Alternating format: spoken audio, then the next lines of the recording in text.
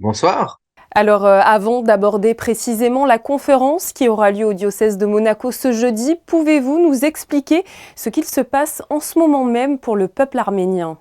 Le peuple arménien, malheureusement, renoue avec la tragédie parce que au mois de septembre dernier, il s'est produit l'irréparable, c'est-à-dire un nettoyage ethnique parfait dans l'indifférence pratiquement quasi générale, puisque le Haut-Karabakh, cette région qui était déjà victime d'un blocus qui l'étouffait complètement encerclé par l'Azerbaïdjan, le Haut-Karabakh a capitulé, a été complètement anéanti, annexé par l'armée azerbaïdjanaise qui donc espérait vraiment pouvoir en finir une fois pour toutes avec la présence de cette population arménienne autochtone, profitant d'un contexte géopolitique qui lui est favorable, c'est-à-dire l'affaiblissement relatif de la Russie qui est occupée avec la guerre en Ukraine, l'armée russe qui était censée être garante du cessez-le-feu et de la protection des civils arméniens, et de l'évolution en fait du contexte régional, la Turquie aussi qui fait avancer ses pions et le fait que nous vivons un vide sécuritaire. Donc les Arméniens souffrent énormément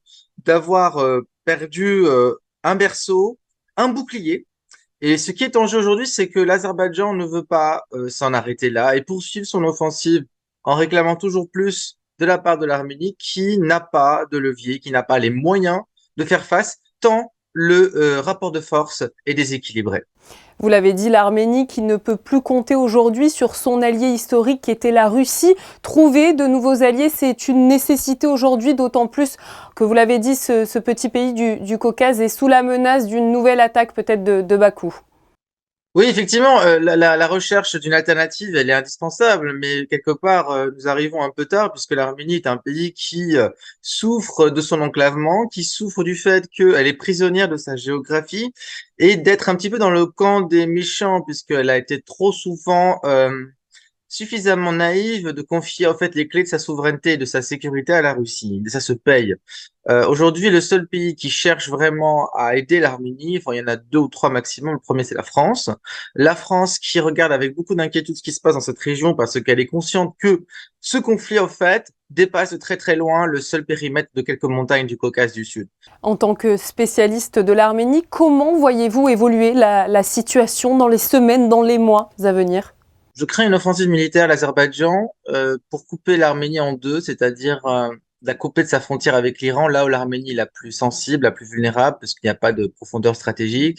Je crains que l'Arménie soit à nouveau lâchée par la Russie. Je crains que le gouvernement arménien ne fasse pas les bons calculs, parce qu'il ne peut pas se permettre de se fâcher complètement avec la Russie, même s'il en aurait bien envie, parce que combien même la France et les Occidentaux ont de la sympathie pour l'Arménie, ça ne remplacera pas la Russie. Ces dernières années, ces derniers mois, les guerres de territoire se font de plus en plus nombreuses. On pense à la Russie et à l'Ukraine ou encore à Israël et la Palestine. Comment l'expliquer?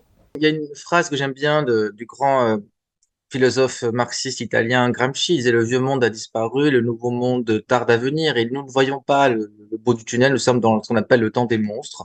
Donc c'est une époque au fait de transition que nous sommes en train de vivre, de reconfiguration géopolitique douloureuse vers un nouvel ordre international dans lequel l'Occident a perdu sa centralité et dans lequel en fait ce sont les acteurs mineurs qui essayent de dicter leurs lois et d'essayer de se disputer des zones d'influence. Et l'Arménie, dans cette optique, est victime de la géopolitique des empires. La conférence qui aura donc lieu ce jeudi 30 novembre au diocèse de Monaco s'intitule Arménie, peuple en danger de mort. On en a parlé un petit peu au début de cet entretien, mais ce n'est pas sans rappeler la triste histoire du peuple arménien.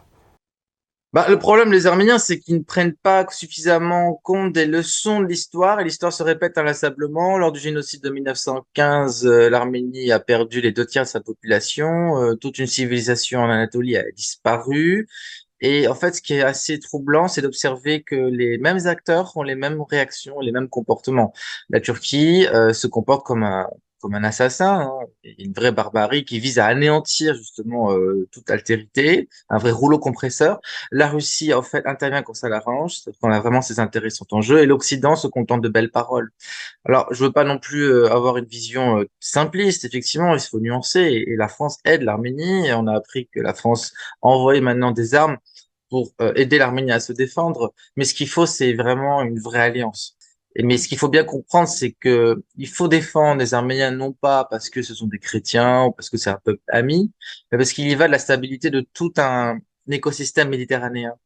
Et effectivement, ces écosystèmes-là sont de plus en plus fragiles. C'est comme pour le cas des chrétiens d'Orient. On a besoin que les chrétiens restent au Liban, en Syrie, non pas parce qu'ils sont chrétiens, mais parce qu'ils sont ciment. Ils cimentent en fait des sociétés qui ne se parlent pas entre elles. Merci beaucoup à vous, Tigrane Gavion, d'avoir été présent sur Monaco Info. Je rappelle que vous serez en conférence à la maison diocésaine ce jeudi 30 novembre à partir de 19 h à propos de la situation en Arménie.